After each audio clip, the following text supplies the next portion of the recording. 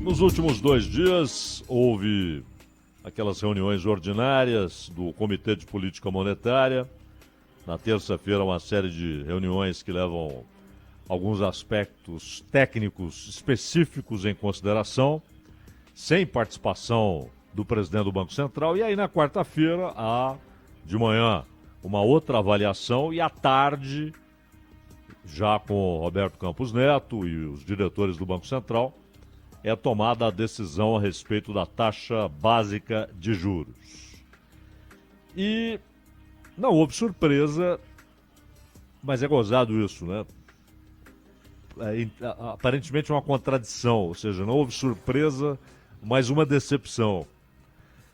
E a decepção compreende a ideia de surpresa, né? Você espera uma coisa e não vem, ou vem outra. Mas não houve surpresa porque a maior parte dos analistas aí do mercado e também repórteres e comentaristas de economia falavam em manutenção da taxa, que foi o que aconteceu. Então não houve surpresa. Onde está, pois, a decepção se não houve surpresa? A decepção está na explicação da decisão. Por que a taxa foi mantida? Porque a explicação, ela traz, claro, argumentos técnicos, porém, eles são discutíveis. Infelizmente, há uma certa tendência, principalmente na recepção dessas notícias pelas redações, muitas vezes há uma ideia que já está cristalizada, né, de que argumentos do Banco Central são inquestionáveis. São bulas papais, né, provindas de gente portadora da infalibilidade. Aqui está a explicação técnica. Não vamos discutir, não vamos criticar, porque a explicação é técnica, não é política. Mas a explicação técnica também é passível de críticas, de discordâncias. Porque qualquer análise técnica e até científica parte de premissas, hipóteses. E se a premissa está errada, todo o resto vai se desenrolar mal. E as premissas do Banco Central, do Copom, do Comitê de Política Monetária, as premissas, em muitas ocasiões, estavam erradas. Em muitas ocasiões estavam certas, a decisão foi correta, a observação que eles faziam da realidade econômica brasileira era adequada, era realmente uma análise compatível com a atividade econômica, com os problemas sociais. E em outros momentos, essa premissa não foi a realidade, foi a cartilha. Porque existe uma lógica na utilização da taxa básica de juros para combater situações extremas negativas, a inflação e a recessão. Isso é o que está na cartilha e é correto. Em situações normais, dadas circunstâncias específicas, se for o cenário clássico, padrão, não há dúvida que a cartilha é corretíssima. Então, você tem uma economia funcionando normalmente,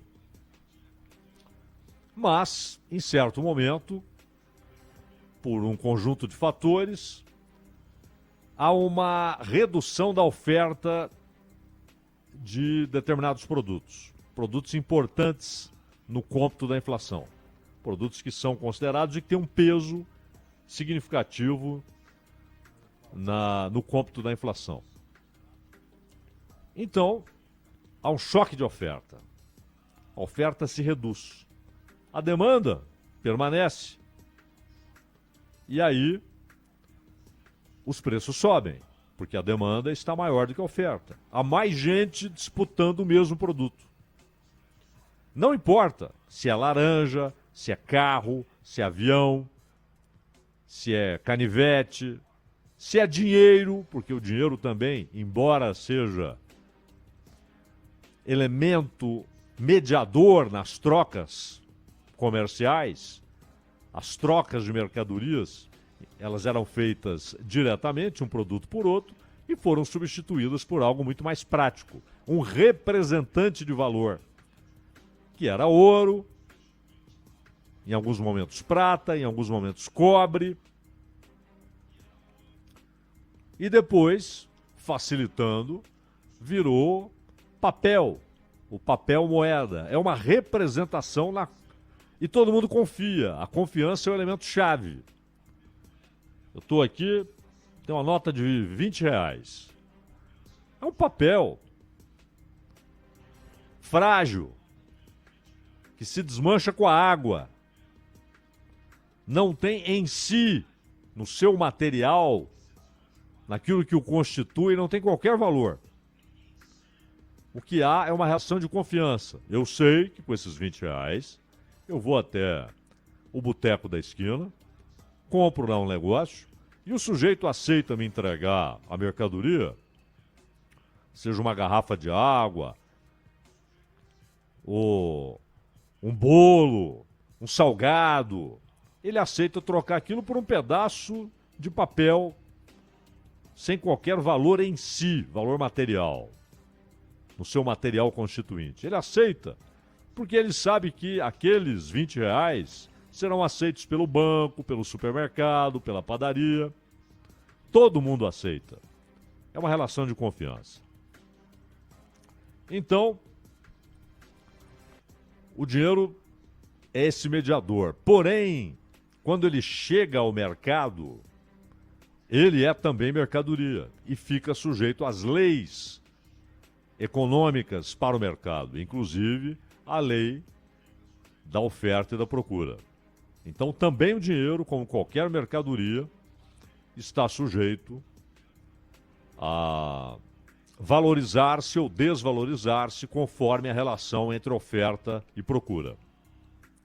Então, quando há, numa sociedade que tem ali circunstâncias normais, uma situação padrão, quando a inflação começa a dar as caras, começa a subir, passa o teto de metas formais ou informais, mesmo quando não havia metas inflacionárias no Brasil, você tinha ali um nível que você considerava administrável. Passando daquilo, já virava um problema, já virava um elemento que degradava as relações econômicas, o poder aquisitivo, o valor do salário, bagunçava o coreto dos comerciantes que já não sabiam se estavam pagando o justo pelas mercadorias e se estavam cobrando o justo na venda das mercadorias. Você bagunça o coreto, perde, depois de certo nível de inflação, você perde a noção do valor das coisas. E aí, aquela confiança que todo mundo tem naquele pedaço de papel, até isso a inflação degrada. Por isso que vamos pegar dois vizinhos como exemplo, a Argentina e a Venezuela. As pessoas não têm mais essa relação de confiança. É algo reversível? Claro, podem voltar a ter, provavelmente voltarão a ter confiança. Mas perderam, porque a moeda não vale o que está ali. Você acha que ela vale uma coisa, ela não vale. De manhã ela vale, à tarde já não vale. E as pessoas buscam referências mais estáveis. Por exemplo, o dólar. Mas pode ser o ouro. Então, é claro, se você vai à Argentina com ouro, com dólar, com real, todo mundo quer. Se você vai à Venezuela com real, com dólar, todo mundo quer. A moeda local perdeu o valor porque perdeu a confiança das pessoas. E até isso a inflação produz. Então a inflação é um negócio terrível. Então, em condições normais, a inflação começa a subir, você olha e já começa a enxergar uma autoalimentação. Sabe aquele movimento clássico, né, da bola de neve, que é proverbial, as pessoas usam como analogia, até como metáfora. Porque a bola de neve, ela cresce com seu próprio movimento. Porque na medida em que ela rola, ela vai ganhando corpo, massa, adquirindo mais neve, até virar um corpo gigantesco, dependendo da distância que ela percorre. Então, a inflação, ela começa a se alimentar de si mesma e produz a cultura inflacionária. Quando você percebe que entrou nesse nível de preocupação, é hora de subir a taxa de juros para que o dinheiro fique mais caro, o crédito fique mais caro. Então, se a inflação era produzida, provocada por demanda excessiva, e aí, demanda excessiva não só porque as pessoas começaram a ter mais dinheiro e gastar mais, mas às vezes porque houve um choque na oferta, como nós vimos na pandemia. Muitas mercadorias desapareceram ou se tornaram raras, inclusive medicamento, material usado para embalagens de mercadorias, material usado para a produção de mercadorias, itens eletrônicos, muita coisa sofreu um colapso na sua distribuição, na sua circulação pelo mundo. Então houve um choque de oferta. E aí, claro, a oferta caiu de tal maneira que houve pressão inflacionária, porque era mais gente disputando a mesma mercadoria. Rara, pouca. Você eleva a taxa de juros, as pessoas começam a ter mais dificuldade para conseguir crédito, o crédito fica mais caro, o dinheiro fica mais caro, e depois de certo tempo, o tempo médio de consequência concreta, real, material, de uma decisão na taxa de juros é de 180 dias, hein? Às vezes você tem um impacto mais rápido pelo efeito psicológico. Mas o impacto real no valor do dinheiro, ele é amplo, ele atinge toda a sociedade 180 dias depois, em média. Pois bem, a demanda vai caindo, até encontrar-se ou ficar um pouco abaixo da oferta. Até que haja recuperação da capacidade de oferta. Ou, se o problema inicial não era choque de oferta, mas era um crescimento anormal da demanda, consumo excessivo, também, elevando a taxa de juros, você corrige isso. Outro cenário, recessão. Então, você tem, tecnicamente ali, tem gente que já nem leva em conta isso, já acha que é um critério ultrapassado. Mas ainda é um critério comum para muita gente, para muitos economistas e governos, o que é mais importante. 2 trimestres seguidos de redução da atividade econômica. Fica caracterizada a recessão. Não significa uma tendência, que aquilo continuará, pode ser algo sazonal. Se não é sazonal, porque se é um fenômeno localizado no tempo, no espaço, está tudo bem. Não preciso mexer na taxa de juros, vai passar. É uma redução temporária com prazo de validade da atividade econômica.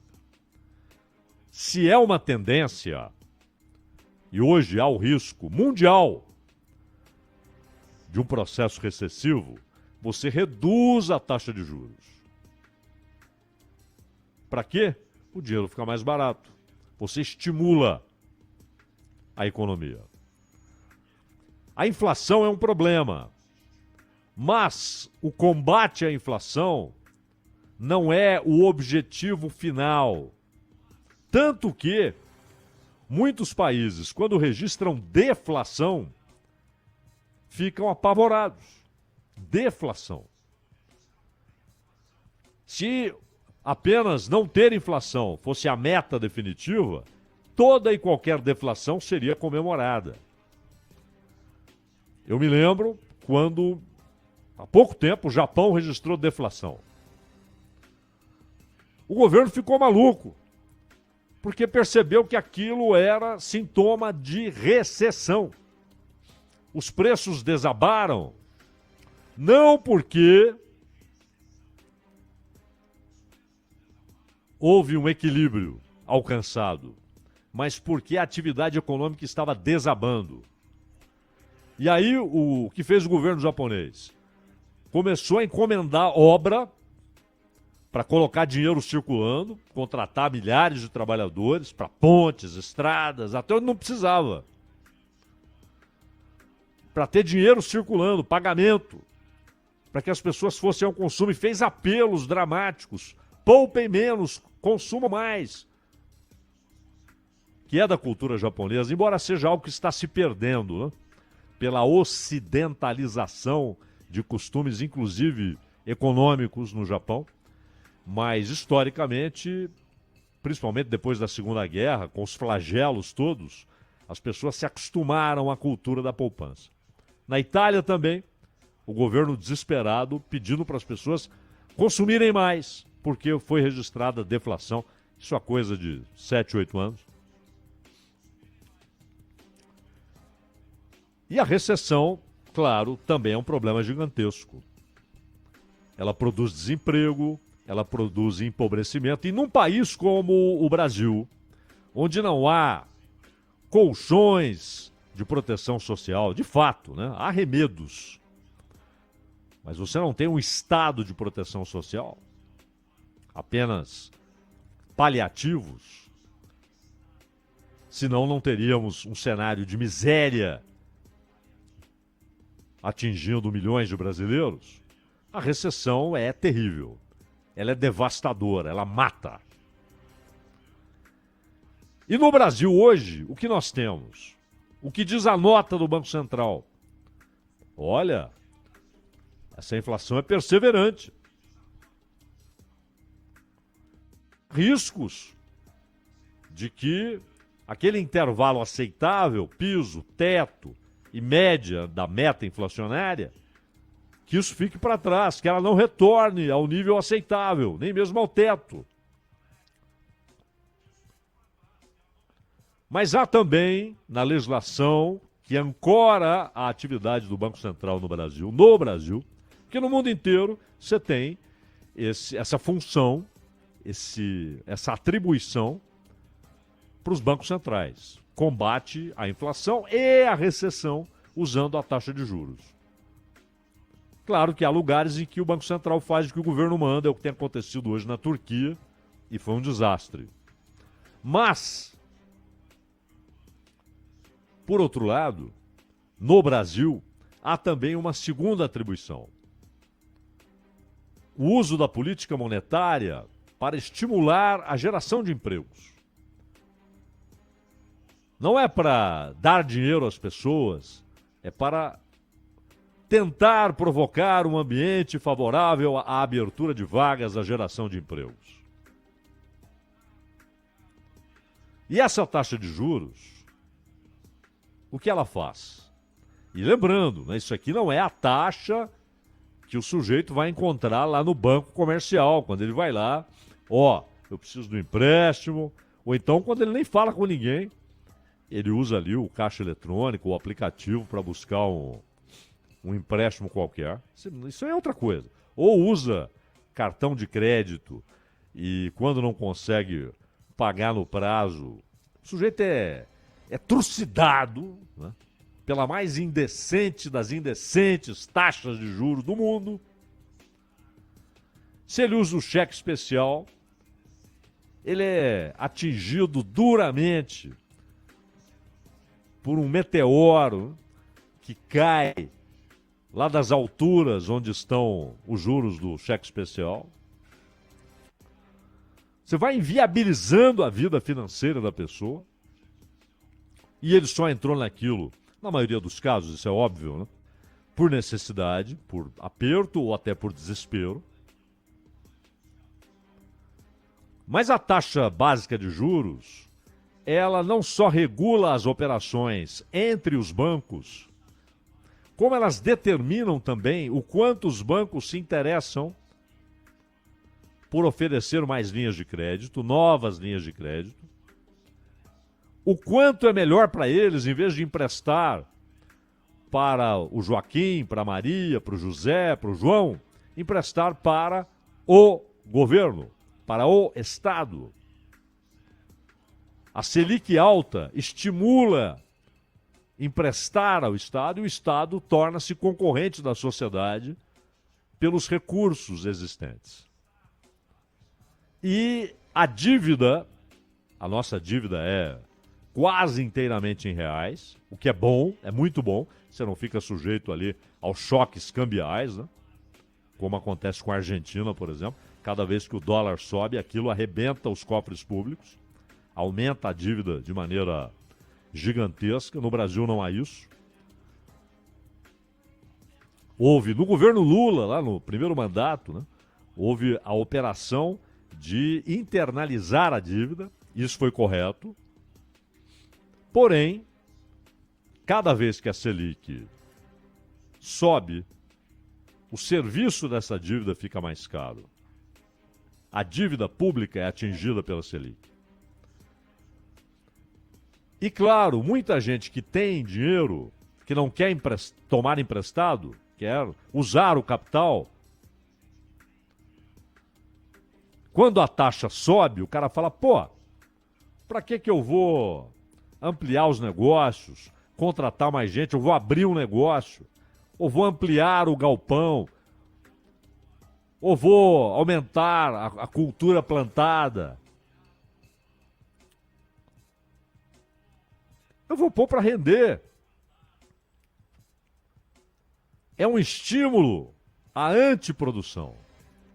É um cenário contrário às necessidades urgentes que o Brasil tem de produzir mais, de gerar mais riqueza material, de empregar mais gente, de aumentar a média salarial pelo fato de empregar mais gente, estimular a economia de maneira saudável e não com truques. E o cenário brasileiro não é o dos Estados Unidos, não é o da Alemanha, não é o da Rússia, não é o da China, não é o do Japão. E aqui, considerando os perigos existentes e de onde vem a pressão inflacionária, não há por que manter taxa de juros nessa altura. 13,75 é um escárnio. 2 dígitos é um escárnio.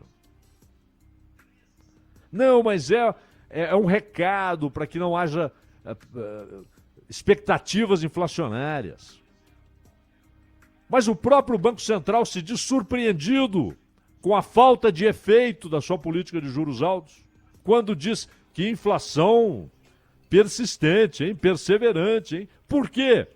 Porque a causa não está na redução do crédito. A causa está, houve um choque de oferta, mas está em preços administrados, que não dependem de redução ou aumento de demanda. A demanda é garantida e permanente. Mas o Banco Central optou pela cartilha. Ronald.